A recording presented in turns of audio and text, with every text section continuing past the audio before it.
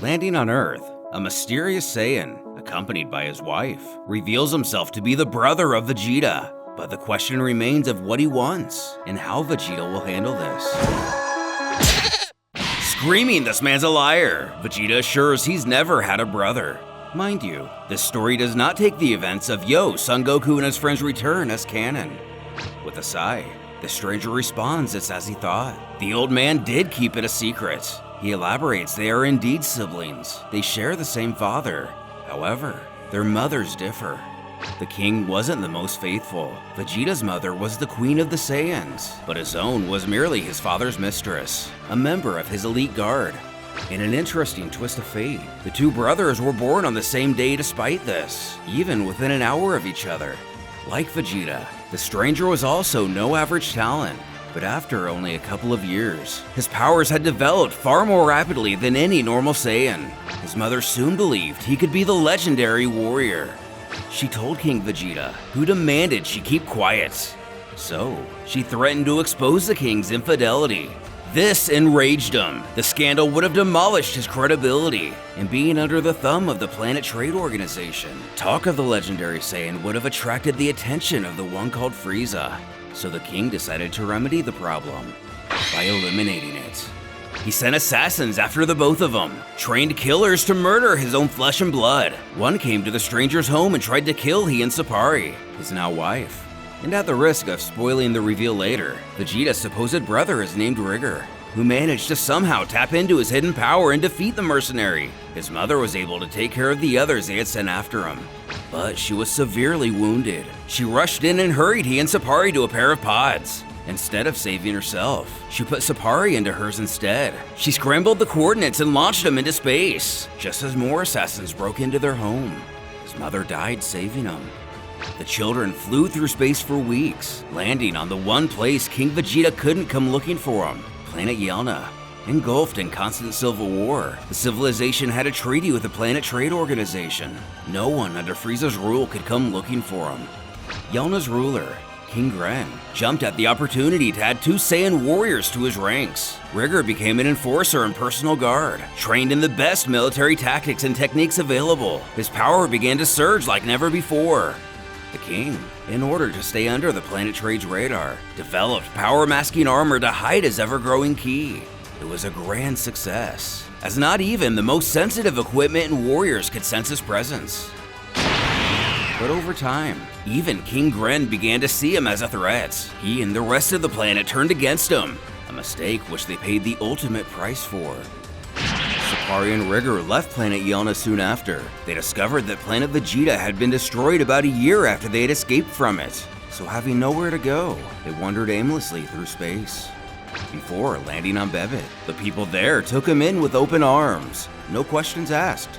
And for the first time since he lived with his mother, Rigger felt like he had a home, even starting to enjoy the quiet life he'd found. And then, just over a month ago, he came into possession of some intriguing information. He learned that Prince Vegeta had survived the destruction of their home world, and his whereabouts since. Chuckling, and now, here we are. Still frustrated, the prince notes the stranger speaks of power masking, but neither of them are wearing anything of the sort, asking how they got here without being detected. Rigger explains that factor is compliments of the scientists of Bebit. He boasts they're miracle workers. They even reverse engineered his own armor, stating he'd be amazed what that technology can be applied to. For example, the ships they arrived here in. Understanding, Vegeta scoffs his annoyance, finally bringing us to the big question. Why have Rigger and Sapari come here? Letting out a few snickers, the invader closes his eyes and smirks. That's an honest question with a simple answer. He's come here to kill Vegeta. Confusedly asking why, the smile drops from the Saiyan's face, realizing his brother doesn't remember. Vegeta shouts whoever he is and whatever his problem is, he will gladly settle his qualms, but refuses to fight him here under any circumstances. Apathetically introducing himself, even though he knows Vegeta wouldn't care to know, he agrees to the request. Knowing he doesn't want to endanger anyone nearby, he resolves to head off to an uninhabited area, informing his wife Scouter should be able to detect such a place, politely requesting she do so. who points behind herself to inform of a large island 256 kilometers away, more than enough for the two of them to cut loose. Elsewhere, Piccolo and Goten continue to rush to the battle, detecting they're on the move. The former suggests it must mean Vegeta is luring the other two powers away from the city. Landing. Vegeta beckons if his brother plans to tell him what this is all about now. But Rigger growls he'll explain that when he's good and ready. For now, he just wants to fight, taunting for our hero to show him everything. He wants to see if there's anything more to the so-called prince, other than a title and talk. And given the temperament we know Vegeta to have, he decides if this guy wants to see what he's got, he'll happily comply. Sapari is shocked to see a Super Saiyan 4, but how does she know what that is? With a cocky grin, Vegeta questions if he's satisfied. Rigger chorts, in a way, commending the substantial improvement, believing this could be interesting after all. Though the prince takes offense to the less than flattering comments, believing he's surely underestimating him. But Rigger calmly quips, hardly, as he has always prided himself on his ability to gauge his opponent's abilities, urging he explain. The invader details how he can tell Vegeta is a smart fighter, a seasoned warrior. Unless he knew it was the only way, he'd never use his full strength against a foe from the start. Rigger knows he's holding back a considerable amount of power, suggesting he's 2 if not 3 times stronger than he's currently letting on. With a grunt, the Super Saiyan 4 reveals this to be the truth. His brother continues. But even after considering all those factors, even if Vegeta could quadruple his power, he'd still hardly be a match for him. Powering up to about 60%, slightly greater than what he estimates Vegeta's full potential to be, but still more than enough to pound him to dust. The prince scoffs he's gone from underestimating him to overestimating himself, asking if he really thinks he can take him on, even when he's not so much as a Super Saiyan. He prompts him to attack and find out. Is that all you can do? I expected you to be faster. Proving to not be all talk, Rigger effortlessly fends off his aggressor, commenting it seems he can at least dodge quick enough. But Vegeta knows he pulled that punch and made it easy for him to dodge on purpose, demanding to know why he's holding back. Who claims he is merely trying very hard to simply be courteous. If he were to cut loose, he'd probably kill him before he ever got the chance to make him suffer like he deserves. Vegeta curses he not toy with him and to fight him like he means it. And Rigger doesn't need any encouragement. Not even seeing him move, Vegeta struggles to keep on his feet. His brother decides to tell him why he's come all the way here to kill him. Earlier, he told him about how his mother died trying to save him from the king's assassins. There's a little more to that story. When his mother sent off the pods, he watched her die as he flew towards space, in the face of the monster who killed her, Vegeta himself.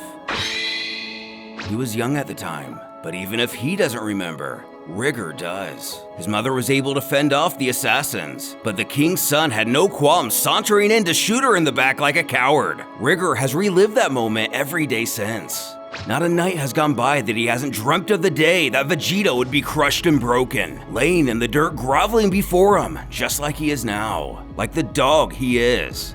The invader promises Vegeta is going to suffer just like he himself has all these years. He will grind him into nothing more than a bloody smear across his hands. And once he sees his crumbled, broken body and watches him choke on his own blood as he begs for mercy, he will snuff out his life, slowly and painfully. As the prideful Saiyan finds his legs, he can't figure out what's happening before him. This man isn't even transformed, and he's this powerful. He wonders if his claims of being the legendary Saiyan could be true, thinking he could possibly be different from Kakarot and himself. He's in a mess, but knows there must be a way to put this guy down. Sapari chimes in, admitting it was pretty unexpected seeing him jump from Class E all the way to Class S by transforming. 8 unit power classes.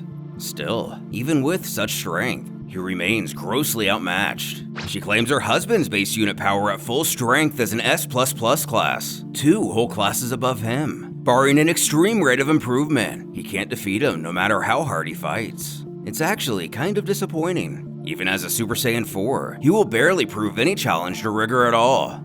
when her scouter rings out, detecting 2 lower E-Class powers heading their direction, likely some of Vegeta's little friends. Though, she rests assured they won't fare any better than Vegeta himself, but may be able to make the fight a little more interesting. Though their arrival seems to be the last thing on the prince's mind.